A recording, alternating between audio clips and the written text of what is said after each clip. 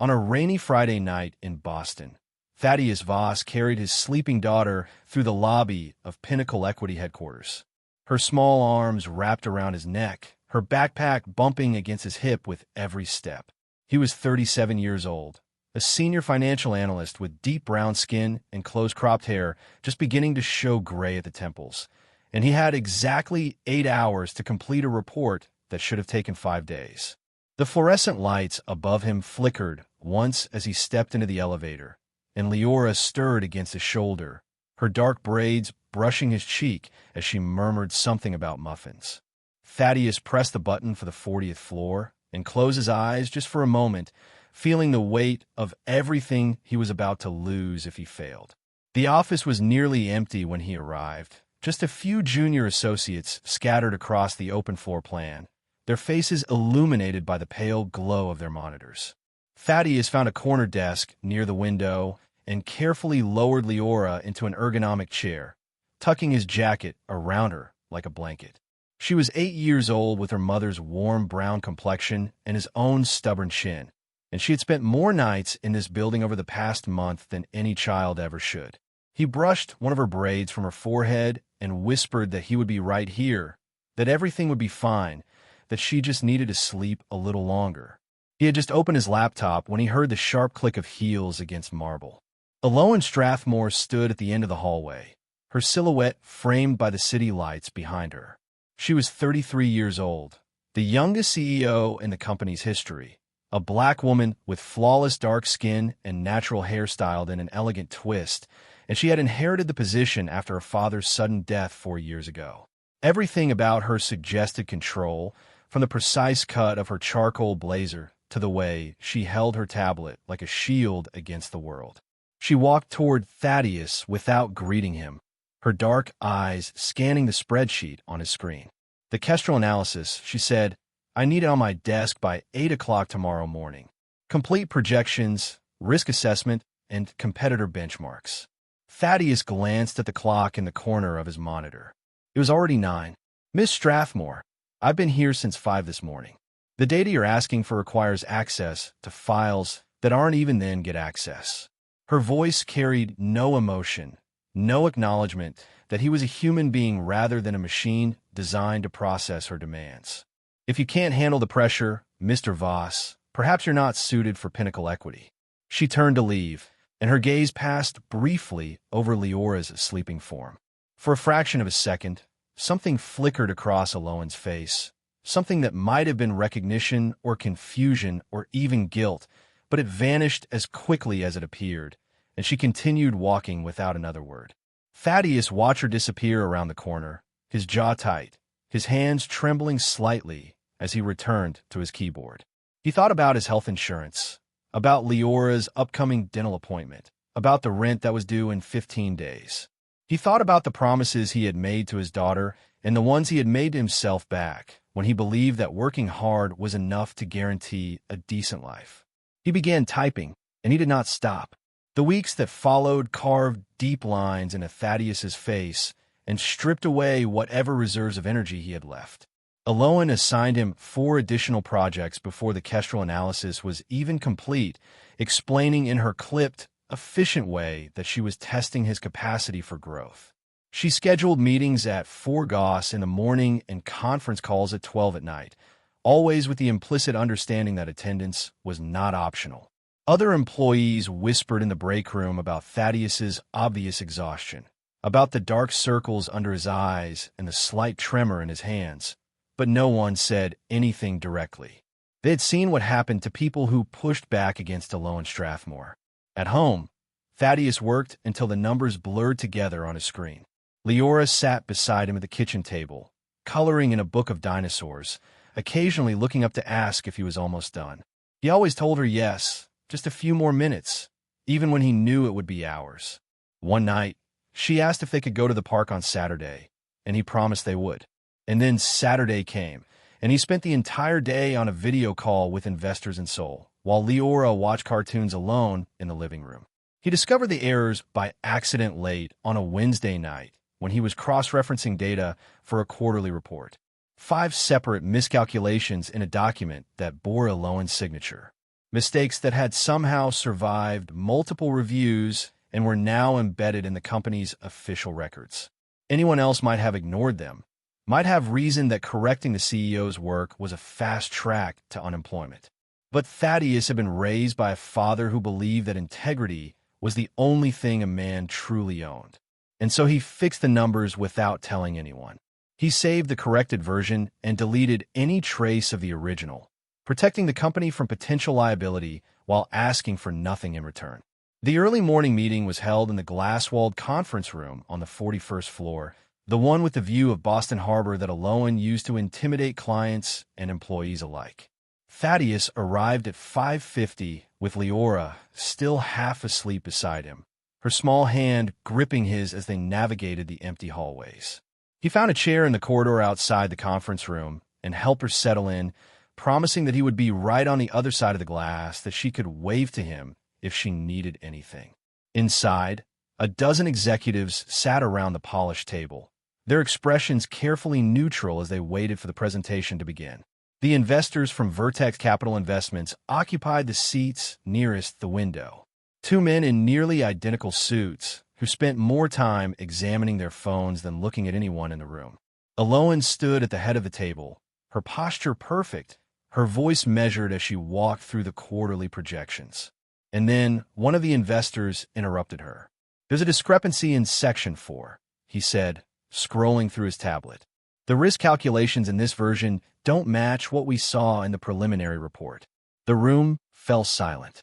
Aloen's face remained composed, but Thaddeus could see the tension in her shoulders. "I made those corrections," Thaddeus said. Every head in the room turned toward him. "The original calculations contained several errors that would have overstated our risk exposure by approximately 18%. I identified the issues during my review and updated the figures to reflect accurate projections." The investor from Vertex Capital studied Thaddeus for a long moment, then nodded slowly. "That's exactly the kind of diligence we like to see," he said. "Miss Strathmore, you've got a sharp analyst on your team." Aloen said nothing.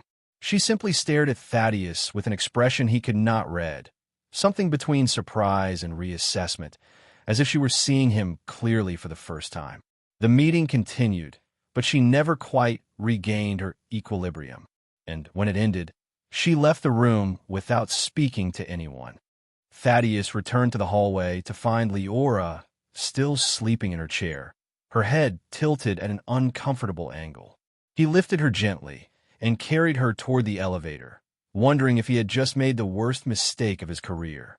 The exhaustion accumulated like sediment at the bottom of a river, layer upon layer of sleepless nights and missed meals and promises he could not keep. Thaddeus's hands began to tingle during meetings, a pins and needles sensation that started in his fingertips and spread upward to his wrists. He developed headaches that no amount of aspirin could touch, dull throbs behind his eyes that made it difficult to focus on the endless columns of numbers. He lost 15 pounds in 5 weeks without trying. The winter festival was supposed to be different. He had circled the date on the calendar months ago, back when his workload was still manageable and weekends still belonged to him. Leora had talked about it constantly, about the ice skating and the sled rides and the hot chocolate. She had picked out her costume, a blue elf's hat, and a cape covered in silver stars, and she had practiced her trick-or-treating voice in the mirror every night before bed. But the night before the festival, Aloen sent an email marked urgent, demanding a complete revision of the Kestrel acquisition files. The Yao work would take 18 hours at minimum, and the deadline was Monday morning, and Thaddeus knew with absolute certainty that he could not do both. He tried to explain to Leora, kneeling beside her bed while she clutched her elf's hat and stared at him with eyes that were too old for her face. He told her that sometimes grown-ups had to make difficult choices, that he would make it up to her next year, that he was so sorry. She did not cry. She simply turned away from him and faced the wall. And he heard her whisper so quietly that he almost missed it. "You always say that, Daddy." He worked through the night while she slept. And by the time the festival was over, he had finished the revision and sent it to Aloen with 5 hours to spare. But when he went to check on Leora, he found her sitting on her bed with her costume still folded neatly in her lap, her eyes red from crying, and he understood that some things could not be fixed with apologies or promises. On Friday afternoon, Aloen called him into her office for a briefing on the Ravencrest merger. It was supposed to take 30 minutes. It took 6 hours. When she finally dismissed him, she mentioned almost casually that she needed additional documentation by Monday, that he should plan to work through the weekend, that the company's needs had to come before personal considerations. Thaddeus looked at her across the vast expanse of her mahogany desk, at the expensive art on her walls and the awards on her shelves, and the absolute certainty in her eyes. And for the first time in his career at Pinnacle Equity, he said, "No, I can't do it," he said, his voice steady, despite the fear that coiled in his stomach. "I have a daughter who needs me. I've already missed her festival, her parent-teacher conference, 5 bedtimes this week alone. I'm not missing anything else." Aloen's expression did not change, but something shifted behind her eyes. Some recalibration of the assumptions she had made about who he was and what he would tolerate. "I see," she said finally. "We'll discuss this on Monday." She did not sound angry. She sounded curious, and somehow that was worse. The little girl in the hallway could not have been more than 5 or 8 years old, with thick dark hair pulled into 2 puffs and a unicorn backpack that had seen better days. She was curled up in one of the leather chairs outside the executive conference room, her knees drawn to her chest, her eyes closed in exhausted sleep. A secretary walked past without glancing at her. A junior associate stepped over her extended legs without breaking stride. Aloen noticed her on a Friday afternoon between meetings with the board and a conference call with investors in London. She had seen Leora before, of course, had registered her presence in the same way she registered the potted plants in the lobby. But something was different today. Maybe it was the way the girl's hand clutched the strap of her backpack even in sleep, or the slight furrow in her brow, or the faded stain on her jacket that suggested a breakfast eaten too quickly in the back of a taxi. Aloen stood in the hallway for nearly a minute, watching. Behind her, she could hear 2 assistants whispering. "Poor thing's been here since 4 o'clock this morning." One of them said, "Her dad's in the Kestrel Review. You know how those go. Someone should call child services," the other replied. "It's not right bringing a kid to a place like this. Tell that to Strathmore. She's the one working him to death." The words landed like stones in still water, sending ripples through something Aloen had kept carefully submerged. She turned and walked back to her office without speaking to anyone, her heels clicking against the marble floor in a rhythm that suddenly felt too fast, too sharp, too much like running away. That night, alone in her penthouse apartment overlooking the Charles River, Aloen opened her laptop and began reading. She pulled up every report Thaddeus had submitted over the past 10 months, every analysis, every projection, every hastily written email sent at hours when no reasonable person should be awake. She saw a man who had caught errors that 3 senior executives had missed. She saw a man who had worked through holidays and weekends and his daughter's festival without complaint. She saw a man who had given Pinnacle Equity everything he had. And what had she given him in return? She closed the laptop and stared at her reflection in the darkened window, her brown skin looking almost ghostly in the dim light, and she did not like what she saw. The collapse happened on a Saturday in the elevator between the 40th and 41st floors. Thaddeus had just finished the final revision of the Ravencrest report, 95 pages of analysis that represented the culmination of 4 weeks of work with almost no sleep. He had sent it to Aloen's inbox with a sense of hollow triumph, and he had gathered his things to go home and finally rest. He made it 6 steps into the elevator before his vision blurred. The world tilted sideways and his legs buckled. And the last thing he heard before everything went dark was Leora screaming his name. When he opened his eyes, he was lying on the cold marble floor of the lobby, surrounded by a circle of concerned faces. Someone had loosened his tie and propped his head on a folded jacket. Someone else was calling for an ambulance. And kneeling beside him, her designer suit forgotten, her careful composure finally cracked, was Aloen Strathmore. "Don't try to move," she said, and her voice sounded strange, almost human. "Help is coming." Leora was crying somewhere nearby, great heaving sobs that cut through the ambient noise of the lobby like a knife. And then Aloen was doing something he never would have expected. She stood, walked over to Leora, and knelt down to meet her eyes. "Your father is going to be okay," Aloen said quietly. "I promise. I'm going to make sure of it." She took Leora's hand and led her back to where Thaddeus lay, and she stayed there until the paramedics arrived, her fingers wrapped around the small hand of a child she had never spoken to before that moment. The hospital room was small and white and smelled of antiseptic. Thaddeus spent 4 days there, hooked up to monitors that beeped at irregular intervals, while doctors explained that his body had simply shut down from exhaustion. Severe fatigue. They called it burnout. The kind of total systemic collapse that happened when a person pushed themselves past every reasonable limit and then kept pushing. Leora stayed with Thaddeus's neighbor, a retired teacher named Beatrice Klein, who had helped out before during late nights at the office. Thaddeus called her every few hours, listening to his daughter's voice on the phone, promising that he would be home soon, that everything would be different now. He was discharged on a Monday morning with strict instructions to rest for at least 4 weeks and reduce his stress levels significantly. The doctor, an older black woman with kind eyes, looked at him with an expression of genuine concern. "I mean it," she said. "Whatever you've been doing, it almost killed you. You need to make changes." Thaddeus nodded and signed the discharge papers and took a taxi back to his apartment in Cambridge. Leora was waiting for him at the door, her face pressed against the glass.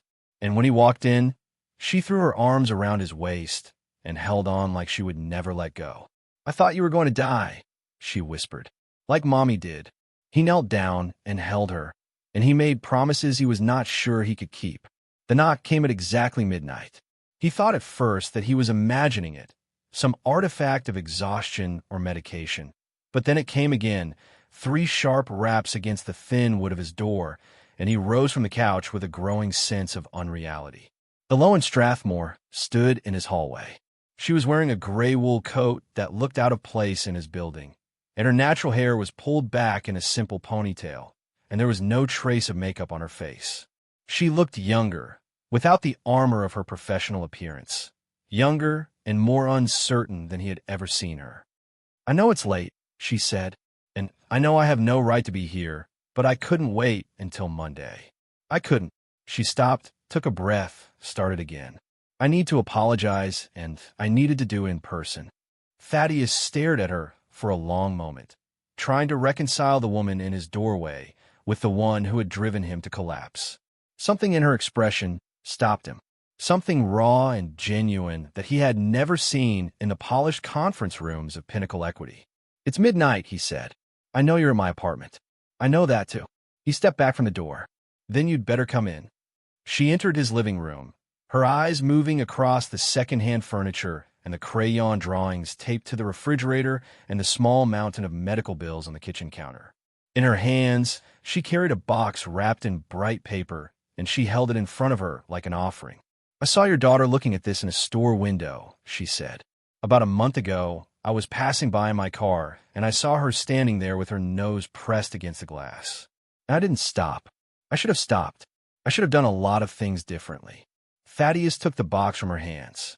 Through the wrapping, he could see the outline of a stuffed animal, something soft and blue with what looked like wings.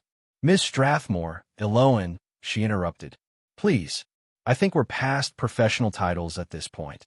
Aloen.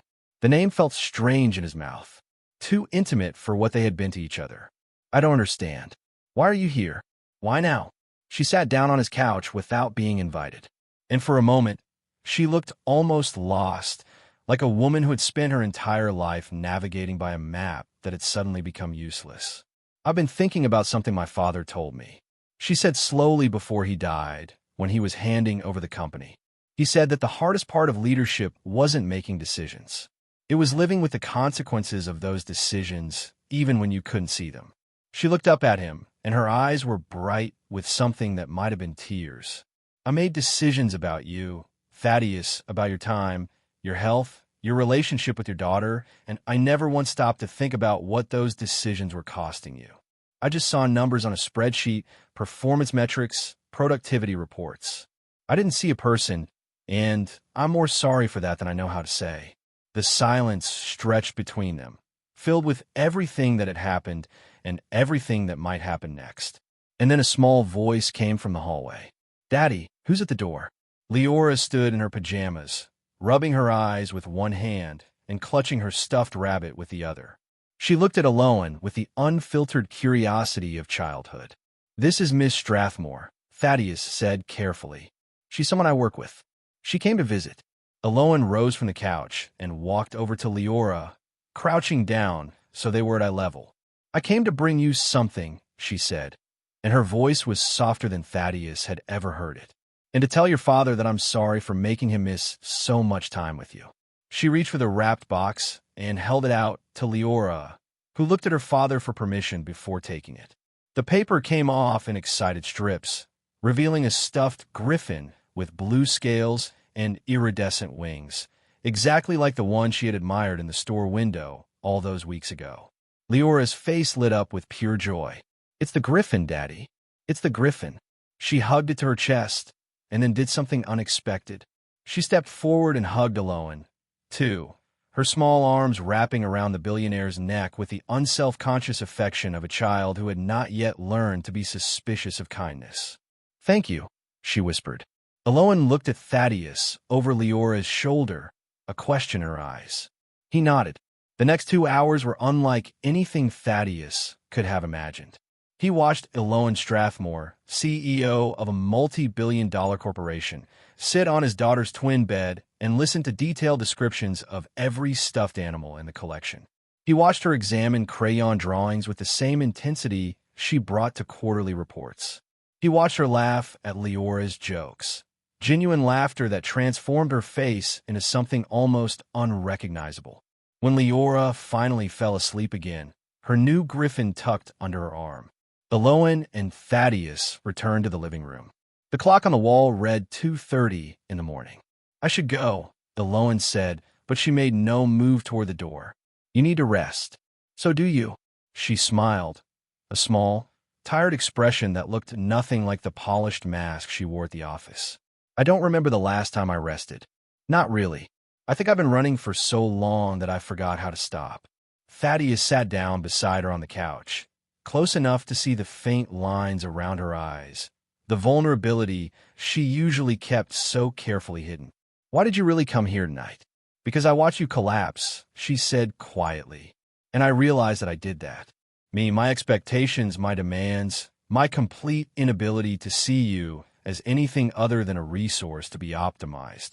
I've spent 4 years running my father's company, and I've never once asked myself what kind of person that company was making me become." She turned to face him, and there was something in her expression that Thaddeus had never seen before, something that looked almost like hope. "I want to be different," she said. "I want to be the kind of leader my father would have been proud of. I want to start by making things right with you." The morning after Aloen's midnight visit, Thaddeus woke to find Leora already up, sitting at the kitchen table with her new griffin and a bowl of cereal.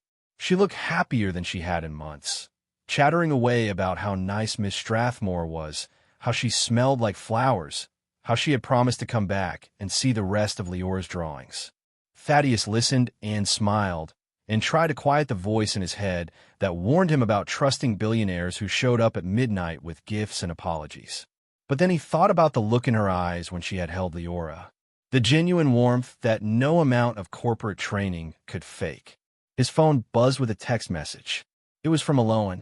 "I meant what I said last night. Can we meet tomorrow to discuss a new arrangement somewhere neutral? I have ideas." He read the message 3 times before responding. "Okay, name a place." They met at a coffee shop in Back Bay. Aloen was already there when he arrived, sitting at a corner table with 2 cups in front of her, and she stood when she saw him, a gesture of respect that caught him off guard. "Thank you for coming," she said. "I wasn't sure you would." "I wasn't sure either." They sat across from each other, and Aloen began to talk.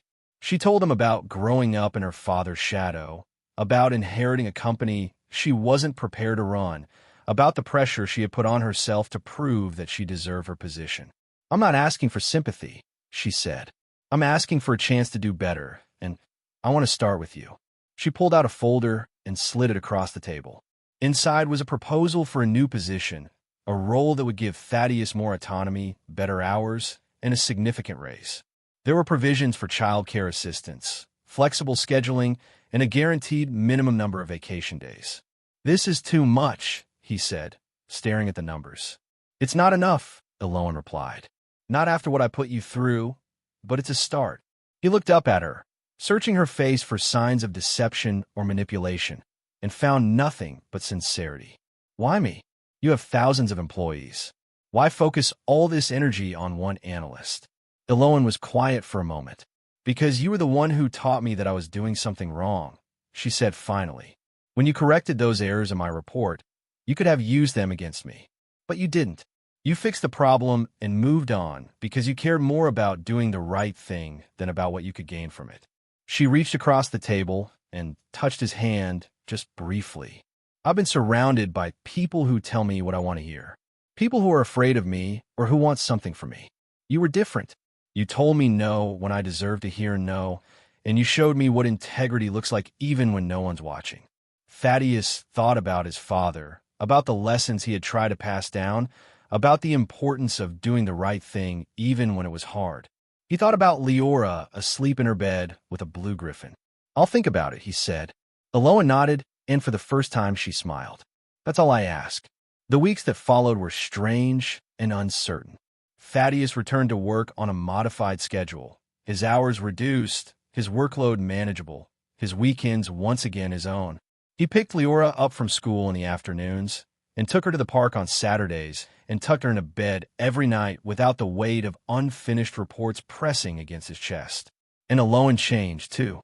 She held fewer meetings, delegated more responsibilities, started leaving the office before sunset. She asked her employees about their families and remembered their answers. She apologized publicly for the culture of overwork she had created and announced new policies designed to protect her staff from the kind of burnout that had nearly killed Thaddeus. Not everyone believed her transformation was real. Rumors circulated through the office.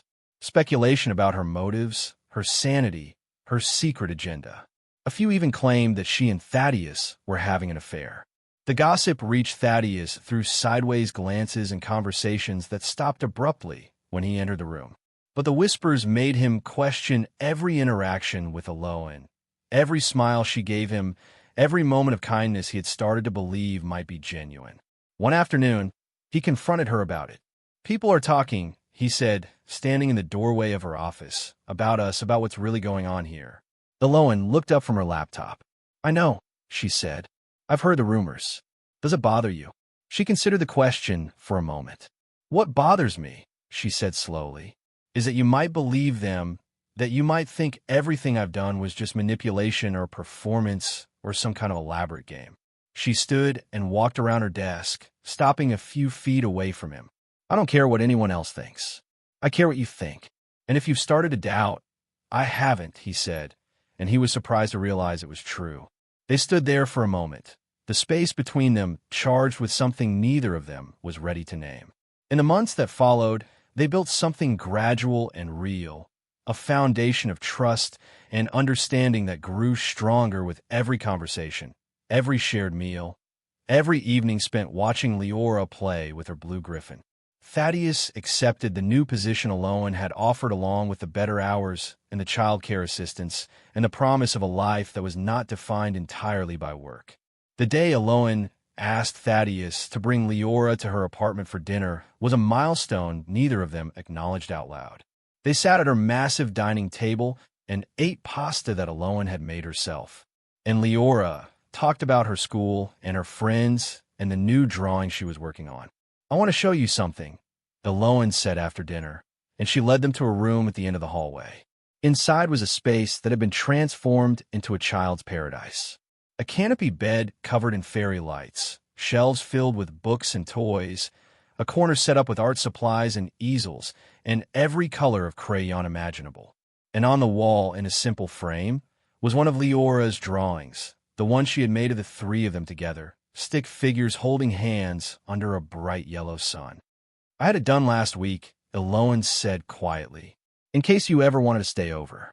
Leora ran into the room with a shriek of delight, exploring every corner, examining every detail. Her joy so pure and uncomplicated that it brought tears to Thaddeus's eyes. He turned to Aloen, and she was watching. Leora, with an expression he recognized because he felt it too. "I don't know what this is," he said. "What we're becoming, but I know I want to find out." Aloen smiled, and it was the most beautiful thing he had ever seen. "So do I," she said. "However long it takes, whatever it looks like. I want to be here, Thaddeus, with both of you if you'll have me." He answered by taking her hand, and they stood there together, watching Leora dance around her new room. And for the first time in a very long while, Thaddeus Voss believed that the future might actually be something worth looking forward.